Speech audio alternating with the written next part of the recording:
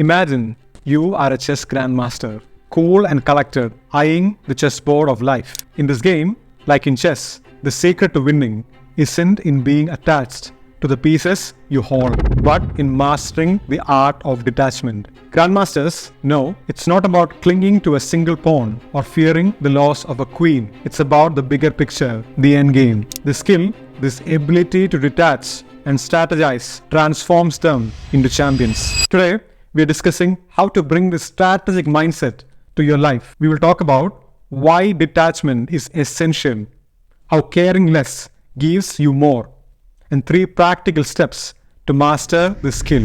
Viktor Frankl, a renowned psychiatrist, Holocaust survivor, and the author of the influential book called Man's Search for Meaning, is where we would start this exploration. During his time in the Nazi concentration camp, Frankl was subjected to unimaginable suffering and dehumanization due to his Jewish heritage. He was surrounded by a reality where he, along with others, were constantly mistreated, living every day with the uncertainty of survival. In these extreme conditions, Frankl observed something profound. The inmates who started to care deeply about the abusive treatment and internalized the camp's dehumanizing worldview lost all hope and became helpless, whereas those who detached themselves from situations and others' view of them maintained a sense of personal meaning and were more resilient. This became one of the founding concepts later when he escaped the Nazi camp and created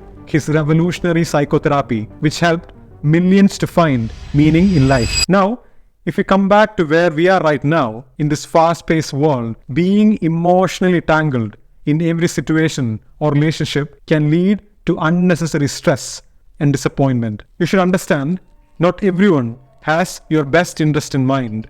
And that is not because they are bad, but because they have their own morals and viewpoints different from you. The concept of caring less to gain more might seem paradoxical, but is a profound truth that one needs to know to attain peace of mind. When you selectively care less about external factors like others' opinion, the fear of failure, and the need for control, you effectively open up mental and emotional space for more enriching experiences. By choosing not to invest emotional energy in every trivial matter, you're prioritizing your mental space, much like curating an art gallery where only the most meaningful pieces are displayed. This selective caring promotes an environment where personal growth, passion pursuits, and overall well-being can thrive. But it's important to note that caring less in this context doesn't equate to indifference. Rather, it's about the intelligent allocation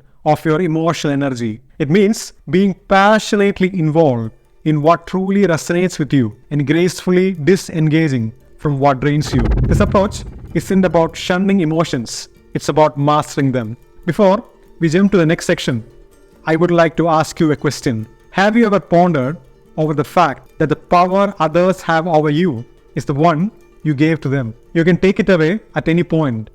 It's all constructs of your mind. Now, it's time to discuss 3 practical steps to master detachment. Number 1 is emotional accounting. Emotional accounting involves regularly assessing and managing your personal investments. Ask yourself questions like, is my emotional investment here proportional to the actual importance of the situation? This process encourages you to consciously reallocate your emotional energy, promoting detachment. Number 2 is cognitive distancing exercises. Practice exercises where you imagine your thoughts and feelings as objects separate from yourself, such as clouds passing in the sky or cars moving on a highway. This visualization creates a sense of distance, reinforcing the idea that you are not your emotions and you have the choice not to engage with every thought or feeling. Number 3 is develop a letting go ritual.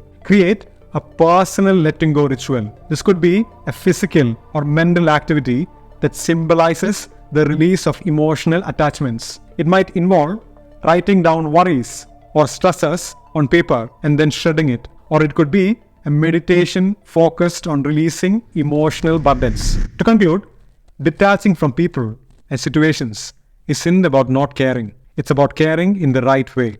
It's about being engaged, yet unattached, involved, yet not consumed. This approach leads to emotional freedom, greater peace, and improved personal growth. Remember, detachment is a skill, and like any skill, it gets better with practice. This is Pranoy signing off until next Friday. Until then, stay centered, embrace growth, and believe that the power of detachment is in your hands.